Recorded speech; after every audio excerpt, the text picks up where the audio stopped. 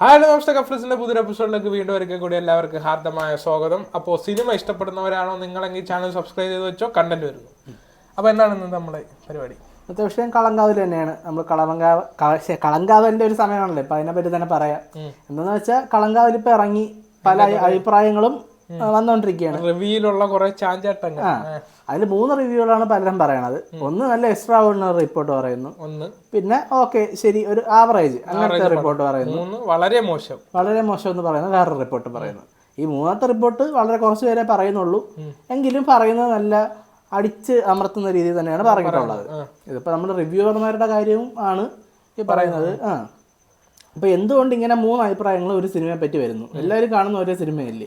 പക്ഷെ ഇതിനു മുമ്പ് പല സിനിമകൾ വന്നിട്ടുണ്ടെങ്കിലും ആദ്യമായിട്ടാണ് ഇങ്ങനെ വ്യത്യസ്തമായിട്ടുള്ള 3 രീതിക്കുള്ള അഭിപ്രായങ്ങൾ വന്നുകൊണ്ടിരിക്കുന്നത്. എന്തുകൊണ്ട് ഇങ്ങനെ വരുന്നു? അതാണ്. അപ്പം ആദ്യമായിട്ട് നമുക്ക് പറയാനുള്ളത് പോസിറ്റീവ് റിവ്യൂ ആണ്. പോസിറ്റീവ് റിവ്യൂ അത് പല നമുക്ക് ഫേമസ് ആയിട്ടുള്ള നമ്മുടെ അശ്വന്ത് ഗോക്ക് വരെ പറഞ്ഞു. സാറിന് അശ്വന്ത് ഗോക്ക് കുറച്ചെങ്കിലും ഒരു അപരാധം ഒരു ഇടച്ചിന് ഒരു തോന്നുന്നെങ്കിൽ ഉടനെ സിനിമ എടുത്ത് കൊല്ലുന്ന ആളാണ് അശ്വന്ത് ഗോക്ക്. അത് തന്നെ എന്തെങ്കിലും നെഗറ്റീവ് പുള്ളിക്ക് തോന്നിയാൽ വലിച്ചു കീറിയും ഇടും. പക്ഷേ അങ്ങനെ പറയുന്ന വലിച്ചു കീറി എടുക്കും. പക്ഷെ ഈ സിനിമയ്ക്ക് പുള്ളി നല്ല എക്സ്ട്രാ ഓർഡിനറി റിപ്പോർട്ട് പറഞ്ഞിട്ടുണ്ട്. പുള്ളിയുടെ ലുക്ക് ഉണ്ടായിരുന്നു ബാക്കിലോട്ട് അങ്ങനെ എല്ലാ പാട്ടിലോട്ടും മ്യൂസിക് ഉൾപ്പെടെ സ്ക്രീൻ പ്ലേ ഉൾപ്പെടെ എല്ലാം പുള്ളി നല്ല ഇഷ്ടപ്പെട്ടിട്ടുണ്ട്, നല്ല സാറ്റിസ്ഫൈഡ് ആണ്. അതൊക്കെ പിന്നെ ഷസാമൊക്കെ പറഞ്ഞത്, പിന്നെ ഉണ്ണി വ്ളോഗും പറഞ്ഞത് പോസിറ്റീവ്. ഉണ്ണി വ്ളോഗ് നമ്മളോടെയാണ് സിനിമ കണ്ടത്. ഏരീസിലാണ്. അപ്പൊ നമ്മുടെ അടുത്ത് ഉണ്ണി വ്ളോഗ്സ് ഉണ്ടായിരുന്നു. നമ്മളെ അങ്ങനെ അറിയൂടാ, എന്നാലും നമുക്കറിയാലോ. അത് തന്നെ നമുക്ക് ഇതിലേക്ക് വന്ന് ഇങ്ങനെ പറയാൻ പറ്റും. അങ്ങനെ അപ്പം ഷസാം ഒരു ഇടയ്ക്ക് ഒരു നിൽക്കുന്ന റിവ്യൂ ആണ് പറഞ്ഞത്. അതായത് അത്യാവശ്യം എല്ലാ കാര്യങ്ങളും പറയുകയും ചെയ്ത് എന്നാൽ അവസാനം പെട്ടെന്ന് കൊണ്ട് നിർത്തിയതൊക്കെ കുറച്ച് പെട്ടെന്ന് അങ്ങ് തീർന്ന പോലെ എന്നൊക്കെ ഉള്ളത്. ഷസാം ഒരു ആവറേജ് റിവ്യൂ ആണ് പറഞ്ഞത്. പുള്ളിക്ക് ഒട്ടും സാറ്റിസ്ഫൈഡ് ആയില്ല, കുറച്ചും കൂടെ ഒന്ന് തൃപ്തിപ്പെടുത്താമായിരുന്നു എന്നുള്ളത് പറഞ്ഞത്. പിന്നെ ഏറ്റവും മോശം പറയുന്നത് എന്റർടൈൻമെന്റ് കഴിയാണ്. തീർച്ചയായിട്ടും അവര് എന്തിന്റെയൊക്കെ അടിസ്ഥാനത്തിലാണ് ഇങ്ങനെ ഒരു സാധനങ്ങൾ ഇങ്ങനെ പറഞ്ഞതെന്നില്ല. ചില ഇതൊന്നും അപ്പൊ ചിലപ്പോ നമുക്ക് കമന്റുകളൊക്കെ വായിച്ചാൽ തന്നെ അത് വളരെ രൂക്ഷമായാണ് അവര് അധിക്ഷേപിക്കുന്നത്. അതായത് ഇവര് പറയണതേ ചിലപ്പോ നമ്മള് തോന്നിപ്പോയി ഇവര് സിനിമ കണ്ടില്ലെന്ന്, ആ രീതിയിലാണ് പറയണത് കാര്യങ്ങളൊക്കെ. ഇതില് ഒന്നാമത്തെ കാര്യം എന്ന് പറഞ്ഞാൽ മിസ്കാസ്റ്റിംഗ്. ഇത് എന്റർടൈൻമെന്റ് കിഴി പറഞ്ഞ കാര്യമാണ് മിസ്കാസ്റ്റിംഗ്. ഏറ്റവും കൂടുതൽ ആൾക്കാർ പറഞ്ഞത് കളങ്കാവല്ലത്തെ കാസ്റ്റിങ്ങിനെ പറ്റിയാണ്. എല്ലാവർക്കും ഇഷ്ടപ്പെട്ട രീതിക്കുള്ള കാസ്റ്റിംഗ്. പക്ഷെ അവർക്ക് അത് ഇഷ്ടപ്പെട്ടില്ല. അതുപോലെ തന്നെ പടം ഇഴഞ്ഞു പോയി. പിന്നെ അതുപോലെ തന്നെ പിന്നെ ഒരു കാര്യം അവരെടുത്ത് പറഞ്ഞെന്ന് പറഞ്ഞാൽ ഈ ഇപ്പൊ സിനിമ കാണാത്തവരാണെങ്കിൽ ഇത് ചെറിയൊരു സ്പോയിലർ പോലെ ആവും. കാര്യം എന്ന് പറഞ്ഞാൽ മമ്മൂക്കയും ഈ സ്ത്രീകളും തമ്മിലുള്ള പ്രായ വ്യത്യാസം അത് അവർക്ക് ഒട്ടും വർക്കായില്ലെന്നാണ് പറയുന്നത്. പക്ഷെ അതൊക്കെ എന്തിന്റെ അടിസ്ഥാനത്തിലാണ്? കാര്യം എന്ന് പറഞ്ഞാൽ ആ സിനിമയിൽ എടുത്ത് പറയുന്നുണ്ട്, ഒന്ന് കല്യാണപ്രായം അല്ലെങ്കിൽ വിവാഹപ്രായം ആയിട്ട് കല്യാണം കഴിയാത്ത സ്ത്രീകള്, ഒന്ന് വിധവയായ സ്ത്രീകള്, അങ്ങനെ കുറച്ച് സ്ത്രീകളെ തെരഞ്ഞെടുത്താണ് മമ്മൂക്ക അങ്ങനെ ഒരു ഇതിലേക്ക് പോകുന്നത്. അപ്പൊ അങ്ങനെ നോക്കുമ്പോൾ പ്രത്യേകിച്ച് ഇത് കാലഘട്ടം എന്ന് പറഞ്ഞാൽ ഏതാണ്ട് ഒരു 90s 70 1980 ഒക്കെ ഇടയ്ക്കുള്ള കാലഘട്ടം, 90s ആ കാലഘട്ടമാണ്. അപ്പൊ ആ കാലഘട്ടത്തിൽ ഉണ്ടായ പല ഡിഫറൻസ് ഇന്ന് നമ്മൾ കാണുന്ന പോലെ അല്ല, പല ഒരു ഇതുണ്ട്. അതെ, നമ്മൾ അന്നത്തെ ഒരു കാലഘട്ടം നോക്കി തന്നെ എത്ര പ്രായം കുറഞ്ഞ പെൺകുട്ടിയും പ്രായം കൂടി ആണും തീർച്ചയായിട്ടും നല്ല പറയുന്നില്ല. അങ്ങനത്തെ നാട്ടിൻപുറങ്ങളിൽ ഇത് നമ്മൾ ഈ സിനിമ കാണുന്നത് തമിഴ്നാട് കേരള ബോർഡറിലുള്ള ഒരു നാട്ടിൻപുറമാണ്. തീർച്ചയായിട്ടും.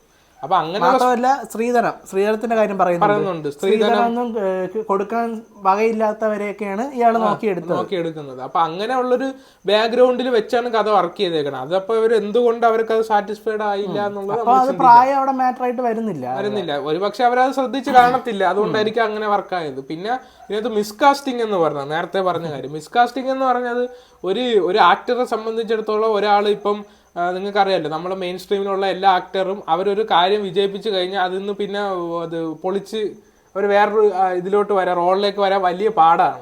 പ്രത്യേകിച്ച് വലിയൊരു സ്റ്റാർഡത്തിൽ നിൽക്കുന്ന ആൾക്കാരെ സംബന്ധിച്ച്. അപ്പൊ അങ്ങനെ ഒരു നിൽക്കുന്ന ഒരാള് നമുക്ക് വ്യത്യസ്തമായ ഒരു എക്സ്പീരിയൻസ് തരാൻ വേണ്ടി ഒരു വില്ലൻ വേഷം ചൂസ് ചെയ്യുമ്പോൾ അതെങ്ങനെയാണ് മിസ്കാസ്റ്റിംഗ് ആവുന്നത്? അത് ഇവർക്കൊരു ഭയങ്കര അതെന്തോ റിലേറ്റബിൾ ആവാൻ എന്തുകൊണ്ട് ഇവർക്ക് പറ്റുന്നില്ലെന്നുള്ളത്. ഇപ്പൊ വിനായകൻ എപ്പോഴും ഒരു വില്ലൻ കഥാപാത്രവും മമ്മൂക്ക് എപ്പോഴും നായക കഥാപാത്രവും നമ്മൾ കണ്ടോണ്ടിരിക്കുന്നത്. തീർച്ചയായും അതാണ് ശരിക്കും ടൈപ്പ് കാസ്റ്റിംഗ്. പക്ഷെ ഇതിനെ ഒരു വെറൈറ്റി മാറ്റിയെടുത്ത് അപ്പുറത്തോട്ട് ഇപ്പുറത്തും ചെയ്തു.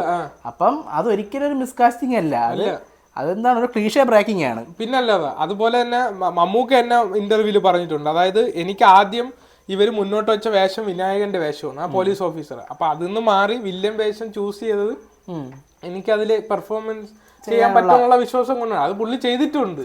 അപ്പൊ അതിനെ മിസ്കാസ്റ്റ് എന്നും പറഞ്ഞ് അതിനങ്ങ് തള്ളിക്കളയേണ്ട കാര്യമില്ലായിരുന്നു. പിന്നെ അവര് ഒരുപാട് ലാഗായിട്ട് ഒരുപാട് ലാഗ് എനിക്ക് അങ്ങനെ ഒരു ഫീലേ ഉണ്ടായില്ല. കാര്യം കറക്റ്റ് ഏതാണ്ട് 58 മിനിറ്റിലൊക്കെ ആകുമ്പോൾ നല്ലൊരു ഇന്റർവെൽ പഞ്ചോട് കൂടിയാണ് നിർത്തുന്നത് പടം. പിന്നെ അത് കഴിഞ്ഞ് ഏതാണ്ട് ഒരു 1.5 മണിക്കൂറോളം സിനിമ ഇതാണ് പോകുന്നത്. പിന്നെ ഒരു കാര്യമുണ്ട്, നമുക്ക് സിനിമ പ്രഡിക്റ്റബിൾ ആണ്. ഒന്ന് പറഞ്ഞാൽ നമ്മളെ റിവ്യൂ പറഞ്ഞിട്ടുണ്ട്, മോള് ഇത് കൊടുത്തേക്ക, ലിങ്ക് കൊടുത്തേക്ക. നമ്മളത് ആദ്യമേ പറഞ്ഞു, അത് പ്രഡിക്റ്റബിൾ. കാര്യം എന്ന് പറഞ്ഞാൽ മമ്മൂക്കയാണ് വില്ലൻ എന്നും വിനായകൻ നായകനാണെന്നും മമ്മൂട്ടി കമ്പനി പറഞ്ഞുകൊണ്ടാണ് നമ്മൾ ഈ സിനിമ കാണുന്നത്.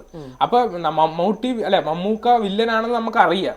അപ്പം എപ്പോ മമ്മൂക്കേനെ പിടിക്കും എന്നുള്ളതിലാണ് നമ്മൾ സിനിമ കാണുന്നത്. എങ്ങനെ പിടിക്കും ഇത് അറിയാൻ വേണ്ടിയാണ് നമ്മൾ ഈ സിനിമ ഇത്രയും കാണുന്നത്. അപ്പം അത് ക്ലൈമാക്സിൽ എത്തുമ്പോൾ ആ സിറ്റുവേഷൻ വളരെ സ്പീഡായിട്ട് ലാഗ് ഇല്ലാതെ അവർ കാണിച്ചെന്നുള്ളതാണ് പലർക്കും സാറ്റിസ്ഫൈഡ് ആവാത്തതും അങ്ങനെയുള്ള കാര്യങ്ങൾ.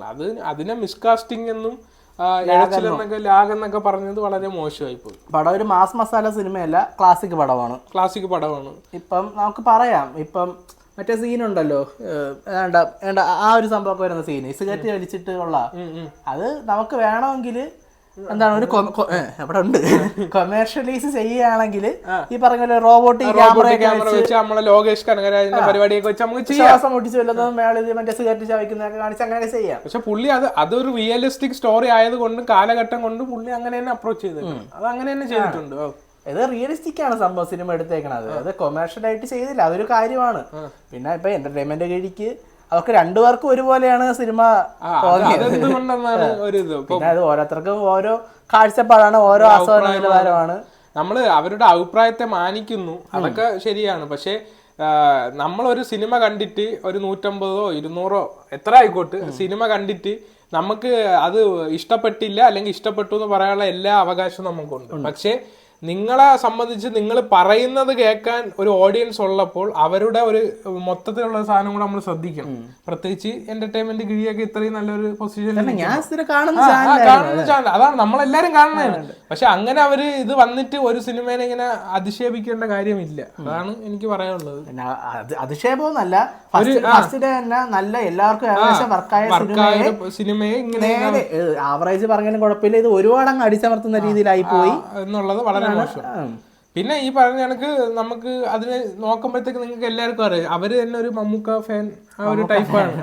അതുപോലെ തന്നെ അവരെ കമന്റുകളിൽ വന്നിട്ട് വളരെ വലിയൊരു അതിശയമാണ് ചെയ്തേക്കണം. എല്ലാവരും അത് വേറൊരു കാര്യം, അവരുടെ കമന്റ് ബോക്സിൽ ഒരുപാട് നെഗറ്റീവ് കമന്റുകൾ ഭയങ്കരമായിട്ട്, അത് തെറ്റായിട്ടുള്ള കാര്യമാണ്. അവരവരുടെ അഭിപ്രായം പറഞ്ഞു, നമുക്ക് ഇഷ്ടപ്പെട്ടില്ലെങ്കിൽ ഇഷ്ടപ്പെട്ടില്ല എന്ന് പറയാം. പക്ഷെ അത് തെറി വിളിക്കുന്ന രീതിയിലോട്ടും മോശമായിട്ടുള്ള രീതിക്ക് പറയുന്നൊക്കെ വളരെ മോശമാണ്.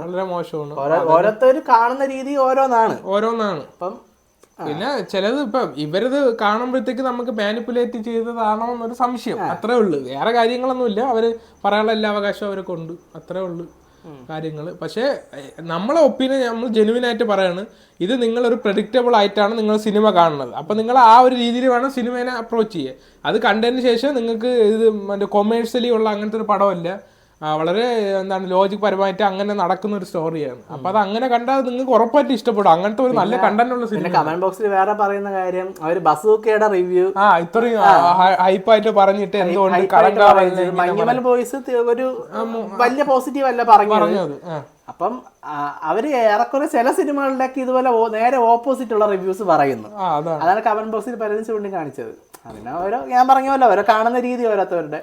പിന്നെ ഈ പറഞ്ഞ അറിയാലോ, ഇപ്പൊ സോഷ്യൽ മീഡിയയെ സംബന്ധിച്ച് നമുക്കായാലും പോസിറ്റീവിനെക്കാളും കാണാൻ ഇഷ്ടം ചർച്ച ചെയ്യുന്നത് നെഗറ്റീവിനെ പറ്റിയാണ്. അത് എല്ലാവർക്കും ലോജിക്കായിട്ട് അറിയാം. അതുകൊണ്ടൊക്കെ ആയിരിക്കാം ചിലപ്പോൾ ഇങ്ങനെയൊക്കെ സമീപിക്കുന്നത്. എന്തായാലും ഇതിന്റെ റിവ്യൂ, അവര് പറഞ്ഞ റിവ്യൂ എന്തായാലും ഈ സിനിമയെ പറ്റി അത് കറക്റ്റ് അല്ല എന്നാണ്. അപ്പം നമുക്ക് എല്ലാവർക്കും പറയാനുള്ള ഒരു കാര്യം, ഈ ഒരിക്കലും റിവ്യൂ കണ്ട് സിനിമയ്ക്ക് പോവാതിരിക്കുക. അത് പോസിറ്റീവ് ആണെങ്കിൽ ശരിയാണ്, നെഗറ്റീവ് ആണെങ്കിൽ ശരിയാണ്. ഇപ്പം ഈ കളങ്കാവിനെ പറ്റി പറയുകയാണെങ്കിൽ എന്തായാലും കാണാത്തവരാണെങ്കിൽ പോയി കാണണം. നെഗറ്റീവ് പലരും പറയുന്നുണ്ട്, പക്ഷെ അത് നോക്കിയിരിക്കാതെ പോയി കണ്ട് സ്വയം ഒരു അഭിപ്രായം പറയുക. എന്തായാലും മോശം ഒരു സിനിമ അല്ല അങ്ങനെ പറയേണ്ട ഒരു സിനിമയല്ല, ഒരു ക്ലാസിക് അനുഭവം. പിന്നെ ചിലവരുണ്ട് ഇതിലൊന്നും പെടാത്തൊരു കാറ്റഗറി ഉണ്ട്, അതായത് സിനിമയും കാണൂല റിവ്യൂ കാണുകയും ചെയ്യും. എന്നാൽ റിവ്യൂ കണ്ടിട്ട് പറയും എല്ലാരും എന്താണ് ഒരു ഭൂരിപക്ഷം ഒപ്പീനിയൻ ഉണ്ടല്ലോ അതെടുത്തിട്ട് അങ്ങ് പറയും. മോശമാണെങ്കിൽ മോശം പാടം ഭയങ്കര മോശം കണ്ടേ അങ്ങനത്തെ ഒരു ടൈപ്പ്. അപ്പൊ അതിലൊന്നും പോയി പെടാതിരിക്കുക. അതുപോലെ തന്നെ ചിലരുണ്ട്, എനിക്ക് സിനിമ കണ്ടിറങ്ങിയപ്പോൾ ചോദിച്ചതാണ് ട്വിസ്റ്റ് ഉണ്ടെന്നാണ് എൻ്റെ അടുത്ത് ചോദിച്ചത്. അത് ട്വിസ്റ്റ് കാണാൻ വേണ്ടി സിനിമ കൊള്ളാവോന്നല്ല ചോദിക്കണത്, ട്വിസ്റ്റ് ഉണ്ടോ സിനിമയിൽ എന്ന് പറയും. പടം കൊള്ളാന്ന് പറഞ്ഞാനെ കൊള്ളൂലെങ്കിൽ കൊള്ളൂന്ന് പറഞ്ഞു. അതാണ്. അതുപോലെ തന്നെ ഈ പിന്നെ പല ഇതാണ് മിക്കുള്ള സിനിമകൾ നിങ്ങൾക്ക് അത്യാവശ്യം നിങ്ങൾ സിനിമ കാണണമെന്ന് ആഗ്രഹിക്കുന്നവരാണെങ്കിൽ ഫസ്റ്റ് ഡേ തന്നെ പോയി കാണാൻ ശ്രമിക്കുക. കാര്യം എന്ന് പറഞ്ഞാൽ അതിന്റെ പല സീനുകളും പല ഇതിൽ വരും. സമയം കിട്ടിയില്ല, എന്നാലും മാക്സിമം നിങ്ങൾ ഫസ്റ്റ് ഡേ തന്നെ കാണാൻ വേണ്ടി ശ്രമിക്കുക. ഫസ്റ്റ് ഷോ എന്നല്ല ഞാൻ പറയുന്നത്, ഫസ്റ്റ് ഡേ തന്നെ കാണാൻ ശ്രമിക്കുക. അഥവാ പറ്റിയില്ലെങ്കിൽ റിവ്യൂകളൊന്നും കാണുക. അല്ലാതെ നിങ്ങൾ വളരെ ഒരു നല്ല ചർച്ച ചെയ്യേണ്ട സിനിമേനെയൊക്കെ പറ്റി, ചർച്ച ചെയ്യപ്പെടേണ്ട വേഷങ്ങളെ പറ്റിയൊക്കെ ഇങ്ങനെ അധിക്ഷേപിച്ചത് വളരെ മോശമായി. ഇപ്പൊ ഒരാൾ ഒരു സിനിമയെ പറ്റി നല്ലത് പറഞ്ഞാൽ നമ്മൾ നല്ല സിനിമ ഭയങ്കര എന്ന് പറയും പോയി കാണും, പക്ഷെ നമുക്ക് അത്ര ഇഷ്ടപ്പെട്ടെന്ന് വരില്ല. കാരണം എക്സ്പെക്ടേഷൻ ലെവൽ കൂടിയതാണ്. അതേസമയം ഒരു സിനിമയെ പറ്റി ഒരാൾ മോശമായിട്ട് പറഞ്ഞു എന്നിട്ട് നമ്മൾ പോയി കണ്ടപ്പം നമുക്ക് ഇഷ്ടപ്പെടില്ല. ചിലപ്പോ ഈ എന്റർടൈൻമെന്റ് കീഴിയുടെ ഈ മോശം റിവ്യൂ കണ്ടിട്ട് പോയി കാണുന്ന ഒരാൾക്ക് സിനിമ നല്ല ഇഷ്ടപ്പെട്ടെന്നിരിക്കും. അങ്ങനെ നോക്കുമ്പോ അവര് ചെയ്തൊരു നല്ല കാര്യമാണ്, പക്ഷെ ഇങ്ങനത്തെ സംഭവം ഉണ്ട്. പക്ഷെ ഇങ്ങനെ പറഞ്ഞത് ഒരു അതിശയം ഇതായി പോയി. അപ്പൊ അതാണ് പറയാനുള്ളത്. കൂടുതൽ നമ്മൾ വലിച്ചു നീട്ടുന്നില്ല. അപ്പൊ അതാണ് നമുക്ക് പറയാനുള്ള ഒരു ഒപ്പീനിയൻ. അപ്പൊ നിങ്ങൾ എല്ലാവരും പോയി കളങ്കാവൽ കാണുക, ആസ്വദിക്കുക. ഓക്കെ, അപ്പോൾ പുതിയ സിനിമാറ്റിക് വിശേഷങ്ങളുമായി കഫ്ലിക്സ് ഉടനെ വരുന്നവരെ അണ്ടിൽ ദെൻ ലൈൻ കട്ട്.